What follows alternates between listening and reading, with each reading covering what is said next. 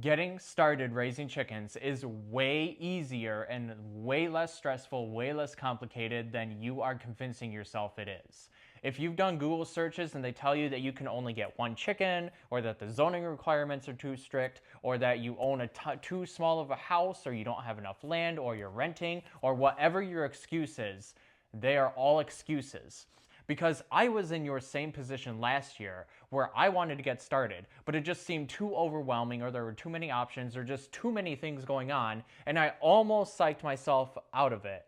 Except for the fact that I decided, you know what, let's just get started and try it and see what happens. My name is Jeff, and I have raised chickens for a year now, and it's been an extremely positive, rewarding, and wonderful experience. Way more fun than I thought possible, and I want to help you get to that same outcome. So, if it is possible, which it is possible, how then is it possible? Well, let's go through these one on one. I mentioned the fact that if it tells you to own one chicken, just get more. Because if it's telling you that you only can get one, go ahead and get more.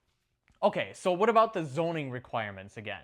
Well, if you do a Google search, it's going to list like 5 or 6 different requirements that you have to have in order to raise chickens.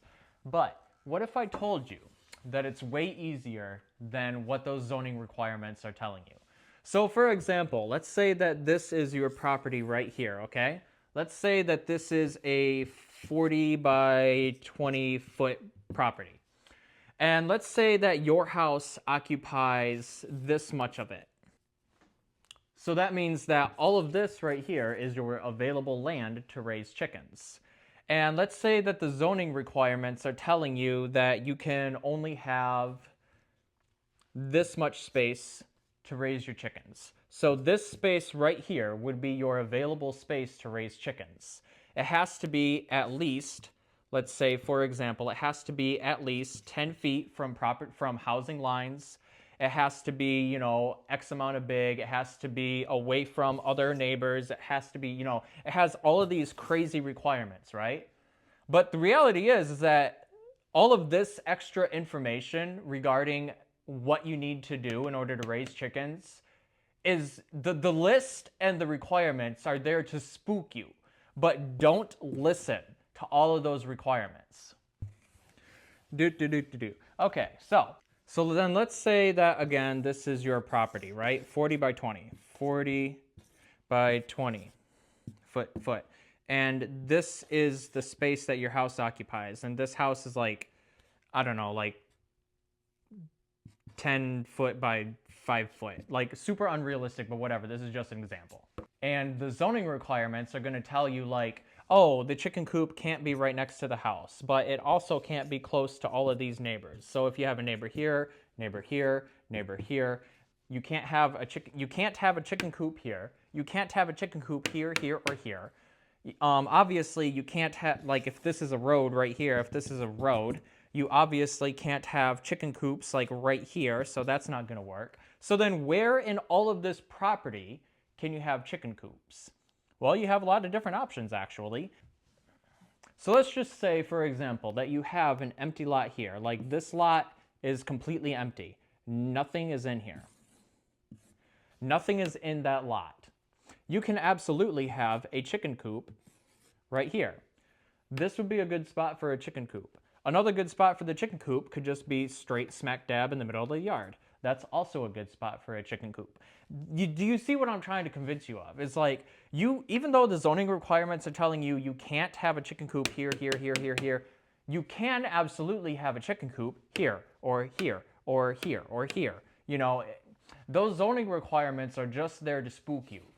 They are not about to, they're there basically to make it so that way you, your neighbors, and your chickens are safe, but they're not there to make it so that way you can't own chickens.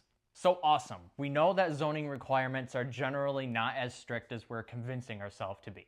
But what about if you're in a tiny home? Again, we're going to go back to the whiteboard for this.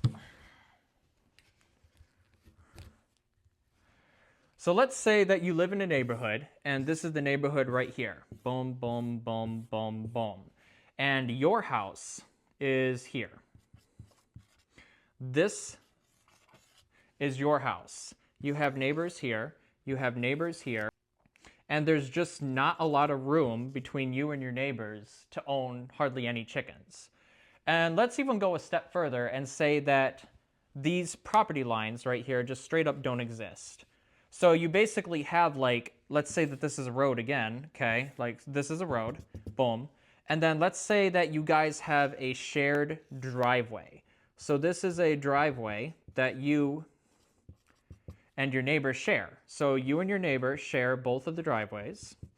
And you might convince yourself, okay, so because you and your neighbor are sharing a driveway and because the neighborhood is so tight that you can't own chickens. Additionally, your property lines are like way too close to the edge of the actual property lines, and there's just no way to go about doing it.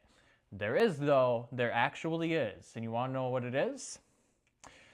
The trick is that usually when it comes to compact spaces like this, there's going to be an old abandoned road back here. It's going to be like a dirt road that literally nobody ever drives on.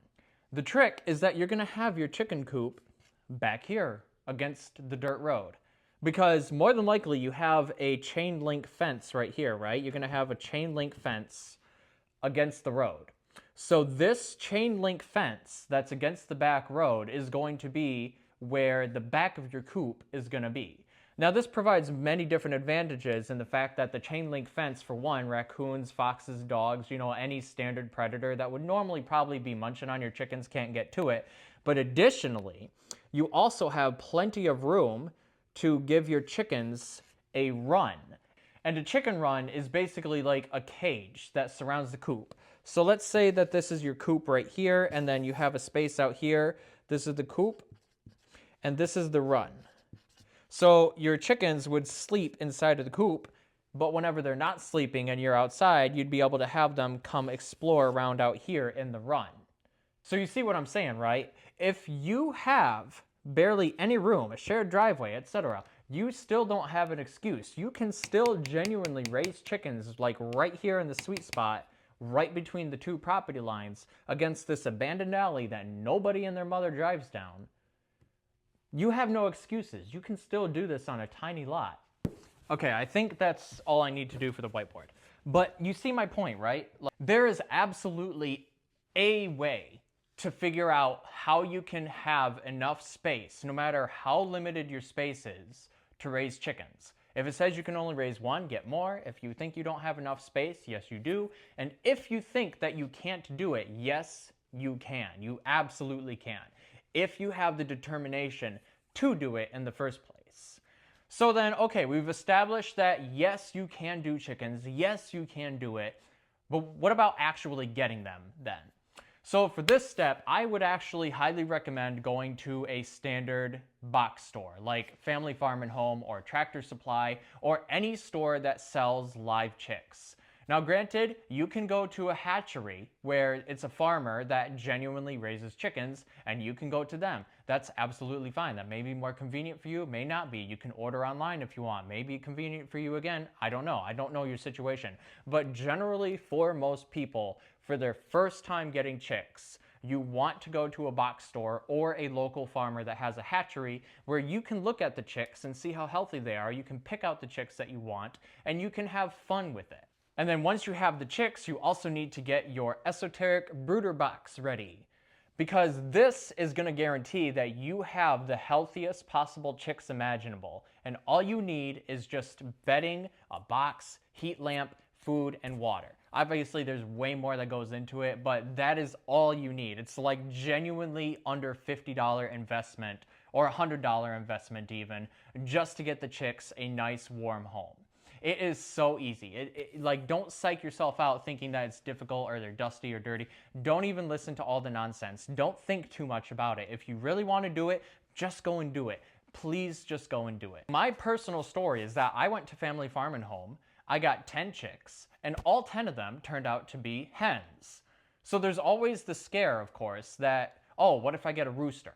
So luckily, you are allowed to post roosters online on Craigslist and other websites for adoption. And I promise that there's somebody nearby that will come by to take your rooster off of your hands if you either don't want a rooster, or you're not allowed to have one, or what have you, or you don't want one, or whatever. If you are afraid that you're gonna get like 10 chicks like I did, and then you're gonna end up with a bunch of roosters, there is always that possibility, but it's so small that it's genuinely not even worth worrying about until you actually have to deal with it. And even then, it's very easy to deal with. You've sold things on Facebook Marketplace. You've sold things on Craigslist. You've sold things on eBay. It's exactly the same process, just asking for an adoptee.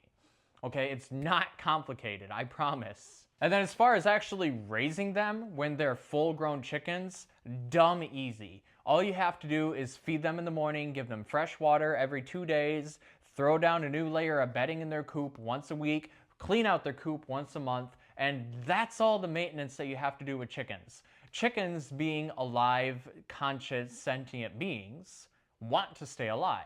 So they're going to do what's in their best interest to stay alive. And because of that, because they are so close to like genuine wild animals, they are considered a livestock after all. They have their best interest in mind, and whenever something's wrong, you can easily see that something is wrong. So you have no excuses to think, oh, but what if I have to change my schedule around them? Or what if I have to do this or that? Again, all excuses in your mind because you're thinking too much about it. Just get started doing it. You're gonna lean into the rhythm of owning chickens very naturally. It's gonna be easy. It's fun. Please just do it. Like, at the end of the day, this whole entire video is just me telling you, just do it. Just go out and get them, get the brooder box, get the coop built. Actually, that does remind me. If, of course, you know, when you own chickens, you gotta have the coop. And my next video on Thursday is gonna be a full explanation on how you can build a coop for literally $0. I'm not even joking. A genuine $0 coop. The $0 coop. I'm not joking. That is a reality. You can do a $0 coop if you have all the right resources. But that is going to be all for this video. Next video, like I said, is going to be all about getting the coop started and all that good stuff. I hope I've helped you get over your fears or any doubts or concerns or worries about getting started raising chickens. But if you do still have questions, concerns, or anything at all like that, feel free to comment below this video and I will be more than happy to help answer any questions or any doubts that you have. I am here to help you succeed in your homesteading dreams, okay? We can do this. You can do this. I promise. I believe in you.